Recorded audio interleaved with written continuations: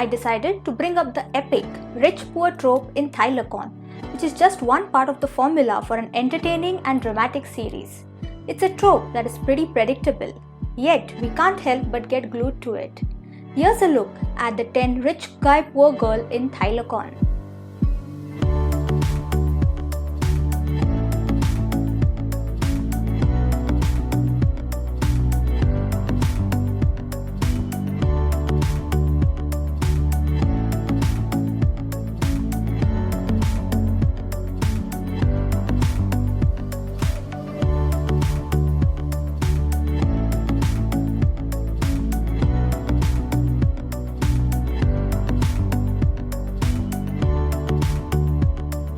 Number 1. Full House. Eum is a writer who got swindled out of her house during her trip to Korea. She finds out that the house was sold to Mike, and in an attempt to get her possessions back, she enters a contract marriage with Mike for 1 year. Though she lost everything, Eum remains optimistic and takes things in stride. What started out as a business relationship between the two becomes personal as they start to care for each other. This is a rich boy poor girl story as in most of the Asian dramas, but the lead couple prevented it from being boring. The two leads sold this simple story with their cute chemistry and beautiful visuals. They were too adorable and cute, especially with their bickering and cute fights. Number 2. Nuing Nai Swang. Whom, a beautiful girl with no parents, meets Nuing at a party. Nuing is a handsome son of a former renowned diplomat that just came back from studying overseas. Every girl wants to get to know him, but after the first glance, Nuing falls in love with Whom straight away. He has forgotten that he knew her before. On the other hand, Whom deeply remembers that Nuing used to bully her when they were young, so she really doesn't like him. But when they have to dance together at the party, Whom runs away. This makes Nuing angry and embarrassed, so she keeps picking fights with her non-stop. This drama definitely deserves a recommendation for all lovers of a good drama. Excellent writing, interesting and humorous dialogues and situations. This story is greatly written with a plot that we all have seen since the origin of a drama. Number 3. Le Raterie. Kate's father stole money from Sek's company, and when he finds out, he starts looking for Kate's father. However, Kate's father runs away. When they find him, he has to go to the hospital because of a heart condition.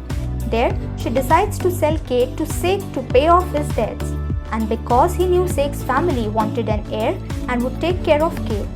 Sek gradually begins to fall in love with Kate. Meanwhile, Sek's ex-wife Itzala doesn't believe Sek has moved on to Kate and continuously chases after him. Number 4. You Are My Destiny. Pawut is the successor to a large company. Vanida is a secretary in a law firm. They both go on to the same cruise, with Pawut planning to propose to Kaike, his girlfriend, and Vanida planning on losing her virginity to her boyfriend. However, Vanida ended up taking a cold medicine which made her drowsy and accidentally went to Pawut's hotel room while she was drugged. They spent a night together. 3 months later, Vanida finds out that she is pregnant. This is the only remake of Fated to Love You that I can rewatch. They even changed a bit of the story and it was good. This Thai remake has its own twist in it and it was delightful, happy, funny and beautiful to watch. Number 5. Roy Le Sanay Rai. Kongpok's dad and Nam Nuing's dad used to be good friends. They even invested their own money in the pub business together.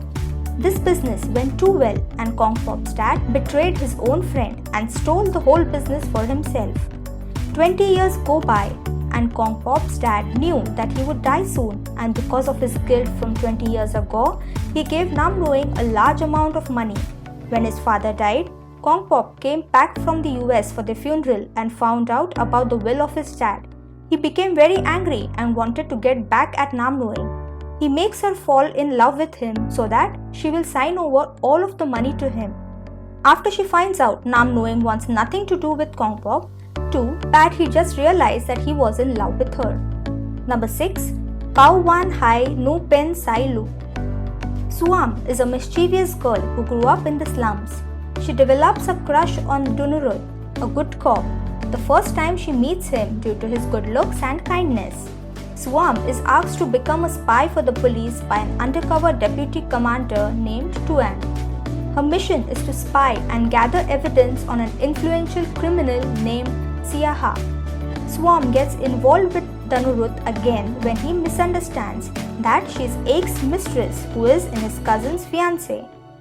He hires Swam to be his fake wife to keep her away from Aek. Tuan believes this is the perfect opportunity to spy on Dhanuruth, so Swam accepts his offer. She moves into his house pretending to be his wife because he needs her to follow his orders while she must spy into him. This Thylacon has an interesting plot, that is, contract marriage only to spy. But wait, there was another motive too, and from both the parties.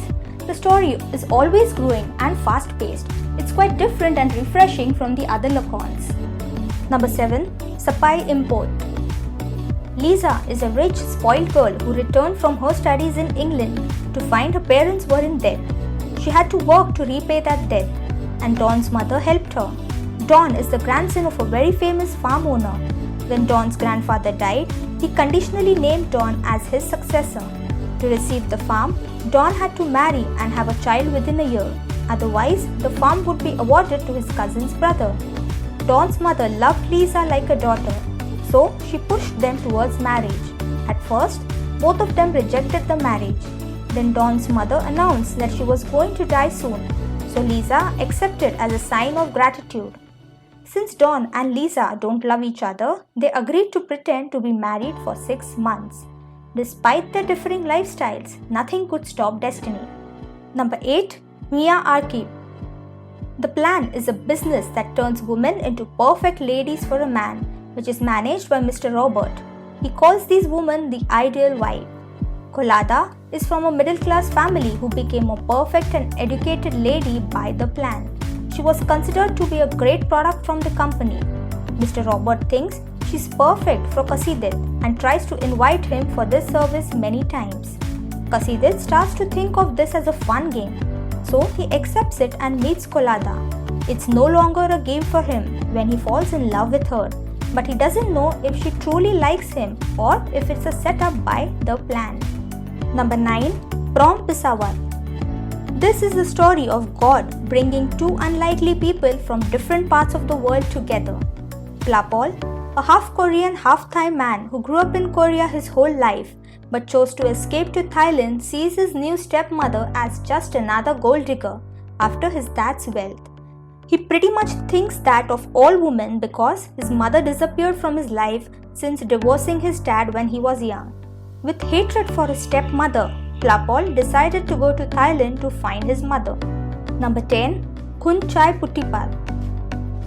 Khunchai Puttipat is a young doctor with his love without any distinction. His mother was the daughter of a rich Chinese merchant.